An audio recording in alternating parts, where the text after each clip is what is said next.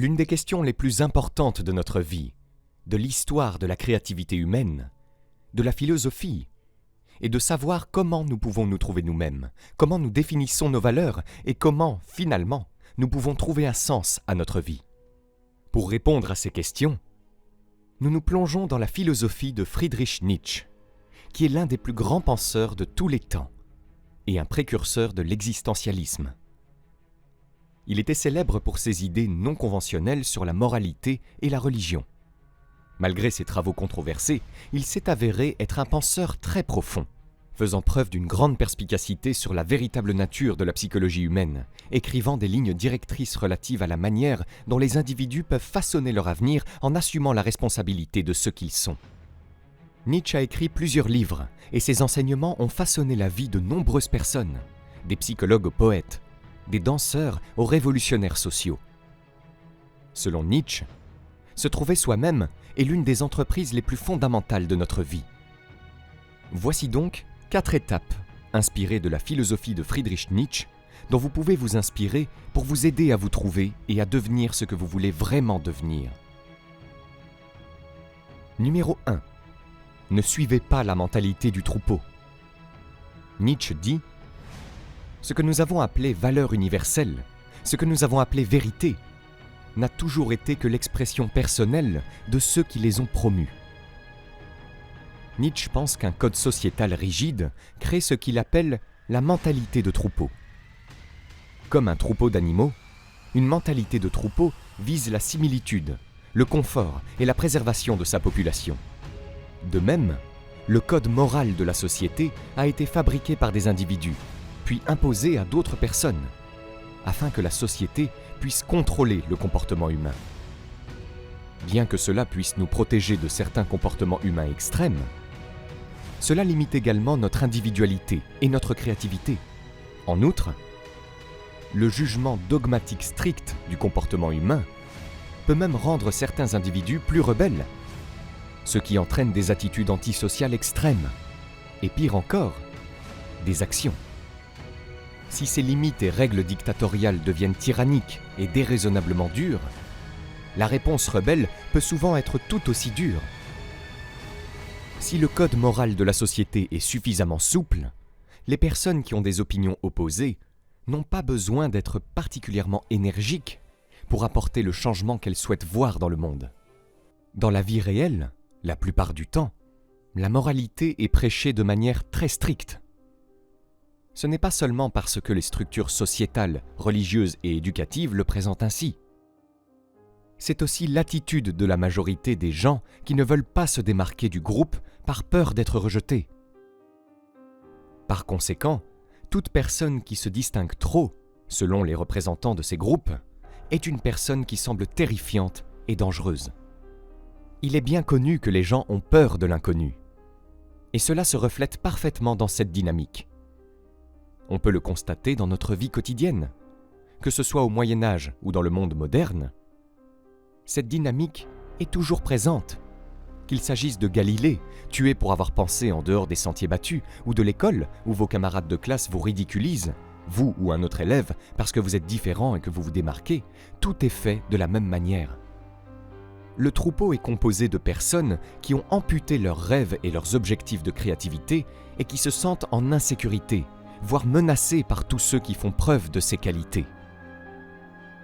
Ces personnes ont peur du changement, peur de s'avouer qu'une partie de leur potentiel n'a pas été pleinement réalisée. Bien que cette prise de conscience soit effrayante, une personne individualiste et motivée ne doit pas se laisser entraîner vers le bas par les erreurs des autres dans la vie. Au contraire, vous devez suivre votre propre voie, laisser le troupeau derrière vous et faire briller une lumière si brillante qu'elle ne peut être ignorée. Vous pouvez commencer par remettre en question et faire taire ces voix négatives que vous avez intériorisées lorsque vous étiez jeune, qu'il s'agisse d'un parent, d'un professeur sévère, d'un partenaire narcissique, peu importe.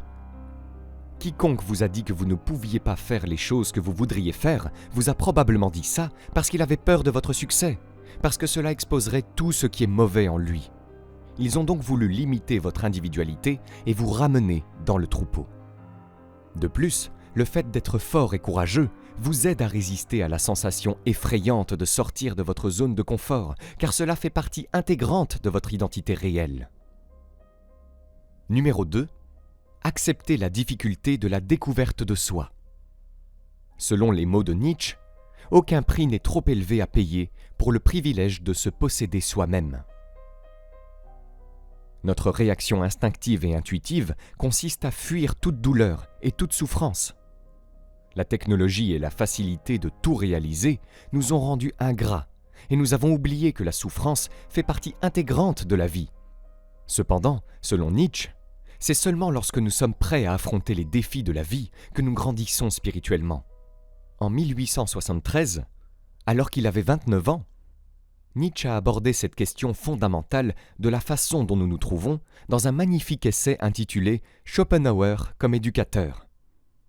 Dans cet essai, il affirme que si quelqu'un souhaite devenir quelqu'un dans cette vie, pour maximiser son potentiel, il doit emprunter le chemin difficile qui mène souvent à l'isolement. Il n'est pas facile d'être un solitaire, mais c'est l'un des prix à payer pour avoir le privilège de s'appartenir. Pour ne pas être submergé par la tribu, vous devez vous éloigner des autres. Vous devez vous efforcer d'être libre, ce qui pourrait entraîner de graves difficultés dans votre vie. Vous devez refuser de prendre un chemin facile et vous devez décider de vous lancer dans la quête de votre liberté d'être vous-même, même si cela vous effraie. Être libre signifie également se libérer de tous les besoins physiologiques et psychologiques. En d'autres termes, ne pas se laisser conduire par eux, mais les gérer plutôt. Par exemple, chaque fois que vous ressentez une envie émotionnelle de faire quelque chose, comme vous plaindre à quelqu'un de manière très passionnée, vous devez essayer de devenir d'abord conscient de cette impulsion, et ensuite décider si vous devez agir ou non.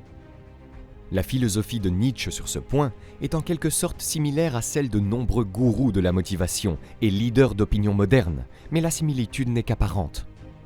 Si les gourous de la motivation se concentrent principalement sur le développement personnel afin d'obtenir un succès matériel et une vie épanouie sur le plan matériel et relationnel, Nietzsche va plus loin. Pour lui, le combat est un combat intérieur. La lutte consiste à se trouver soi-même, et cette quête est beaucoup plus difficile, nécessitant un tout autre type de sacrifice. Par exemple, si un gourou de la motivation vous enseigne comment être plus confiant afin de devenir populaire et d'attirer des investisseurs pour votre entreprise, Nietzsche vous enseigne à analyser d'abord la racine primaire de votre désir d'être confiant. Et généralement, vous découvrirez qu'il s'agit simplement du désir d'impressionner d'autres personnes, telles que vos proches et vos amis, ou de prouver un point sur vous-même à la société en général. Une simple analyse pourrait vous faire renoncer à ce désir et vous concentrer davantage sur ce qui compte vraiment dans votre vie, sur des questions beaucoup plus profondes, comme la découverte de soi, et cet effort pourrait faire de vous un solitaire. Ne pas accepter de se compromettre peut très bien vous mettre en conflit avec de nombreuses personnes. Cela signifie changer votre style de vie, renoncer à vos amitiés ou à d'autres types de relations, pour regarder au fond de vos peurs, analyser vos émotions les plus profondes, vos ténèbres, et vous élever au-dessus d'elles. Vous devez briser les chaînes de l'opinion et de la peur. Nietzsche nous encourage à défier nos propres démons. Mais vous ne devez pas les chasser, car au-delà d'eux, il y a un sens profond que vous devez essayer de comprendre. Vous devez sortir dans le monde, faire des choses, expérimenter différentes tentations. Mais soyez toujours présent avec toute votre conscience. Et à la fin, vous émergez en tant qu'individu avec une force de caractère distincte et une nature intérieure beaucoup plus riche. Si vous ne sortez pas et ne faites pas l'expérience directe de la vie dans un état de pleine conscience, vous ne pouvez pas prétendre avoir vécu votre vie. La distance que vous pouvez parcourir dépend du prix que vous êtes prêt à payer pour cela. Pour atteindre l'état de propriété de soi et éviter de traverser la vie de manière insensée, sans direction, vous devez apprendre à trouver votre génie intérieur. Pour entrer en contact avec votre génie intérieur, vous devez emprunter un chemin que personne n'a emprunté auparavant, car vous êtes unique et personne ne peut emprunter ce chemin à votre place. Se trouver soi-même, c'est trouver son unicité, cet ensemble unique de valeurs et de choses que vous aimez vraiment et qui vous représentent. Numéro 3. Dites oui à ce qui vous donne du sens. Pour citer Nietzsche, Celui qui a un pourquoi peut supporter presque tous les comment. La philosophie de Nietzsche propose que nous disions oui à ce qui nous donne un sens dans notre propre vie, les choses auxquelles nous trouvons une valeur personnelle. Dans le passé, le sens de tout était assuré par Dieu. Cependant, selon Nietzsche, dans une société de plus en plus séculaire et scientifique, on ne peut plus se tourner vers la religion pour trouver un sens. Il trouve cela inquiétant, car la personne typique serait poussée au nihilisme, c'est-à-dire à l'apathie générale et au refus de trouver un sens à la vie, sans aide. Il nous propose donc 3 solutions que nous, en tant qu'individus, pouvons essayer d'utiliser pour trouver un sens à notre vie. Sa première suggestion est de remplacer la religion par la philosophie, l'art, la musique, la littérature, le théâtre et d'autres éléments des sciences humaines qui offrent des avantages similaires. Les sciences humaines nous offrent la possibilité de contextualiser nos souffrances, nos efforts, et une chance de voir que nos vies ne sont pas si différentes de celles de ceux qui nous entourent. Elles peuvent offrir un aperçu de la manière dont nous pourrions aborder les problèmes auxquels nous sommes tous confrontés. Cependant, il est important que nous les considérions comme un outil de vie, et pas seulement comme une étude académique. En lisant l'histoire, pas seulement pour les faits, mais pour ce que ces faits nous disent, en les considérant comme un moyen de s'édifier, ou en regardant des pièces tragiques pour voir et comprendre la beauté des événements tristes, et pas seulement le divertissement. Si les sciences humaines ne vous intéressent pas, Nietzsche vous propose une deuxième option, devenir un Übermensch. L'Übermensch est un surhomme qui crée son propre sens et ses propres valeurs sans se référer à des influences extérieures. Un tel individu peut surmonter le problème du sens de la vie en inventant simplement son propre sens et en prenant l'entière responsabilité. Selon Nietzsche, seuls quelques hommes se sont approchés de l'Übermensch, à savoir Jules César, Napoléon Bonaparte, le Bouddha et Goethe.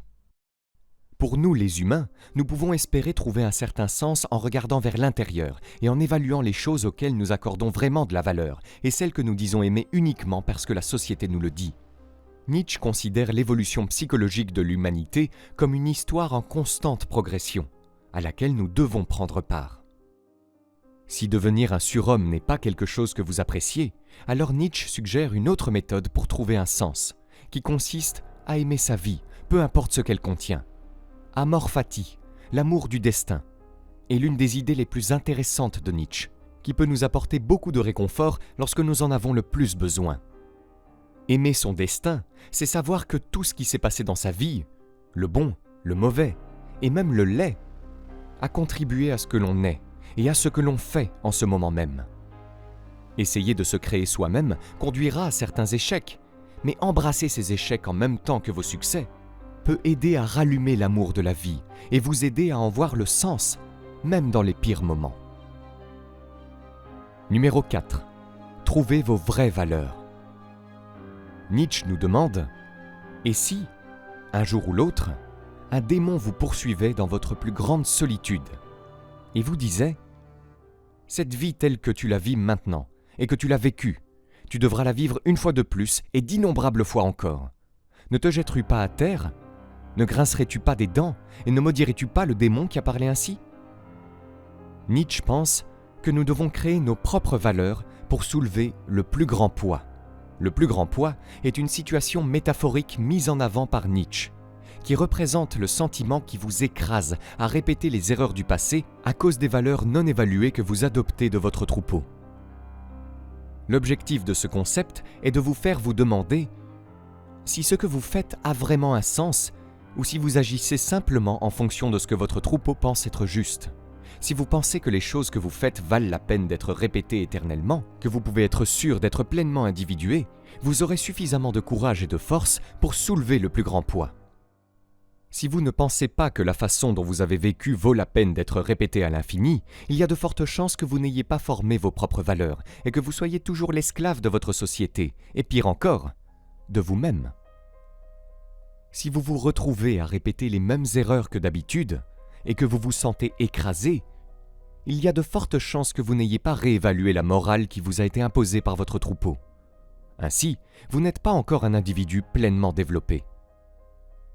Ce n'est qu'une fois que vous aurez réévalué votre paysage moral que le plus grand poids pourra vous être enlevé. Combien de fois vous êtes-vous surpris à fermer les yeux sur quelqu'un qui vous bombarde de gaz, simplement parce que vous ne vouliez pas l'affronter? Ou combien de fois avez-vous entendu votre ami ou vous-même dire « Je finis toujours par avoir des relations avec la même personne, avec des problèmes identiques ». Si vous étiez vous-même, avec votre propre morale, vous ne vous retrouveriez pas dans des relations toxiques juste parce que c'est la bonne chose à faire. Vous sauriez que c'est juste vous qui essayez d'être une bonne personne selon les normes de la société, et cela n'en vaut pas la peine. Nietzsche suggère que dans chaque petite chose, demandez-vous si vous désirez cela une fois de plus et d'innombrables fois. Si la réponse est non, alors vous devez changer et réévaluer vos valeurs. Alors, et seulement alors, le poids pourra être levé. Le vrai bien se trouve au-delà des définitions standards du bien et du mal. La plupart d'entre nous vivent leur vie dans une prison qu'ils se sont eux-mêmes imposée. Nos cellules de prison sont fadement présouscrites par des croyances sociales qui captivent la sauvagerie et l'individualisme de l'esprit humain. Beaucoup d'entre nous se soumettent au confort de cette cage. Nietzsche a reconnu que nous pouvons échapper à notre enfermement de croyances forcées et nous éveiller à ce que nous valorisons personnellement. Pour vous libérer et créer vos propres valeurs et le sens de votre vie, vous devez subir cette transformation. Vous devez passer par cette phase de rébellion. Vous devez avoir le courage de briser les chaînes de la tradition, de la religion, de la société et peut-être même de vous éloigner de plusieurs personnes dans votre vie. Il n'est pas nécessaire que ce soit une réaction violente et soudaine. Elle peut et doit être intelligente, calme, mais définitive. Vous pouvez commencer par dresser une liste de tout ce qui, selon vous, limite votre liberté d'être vous-même.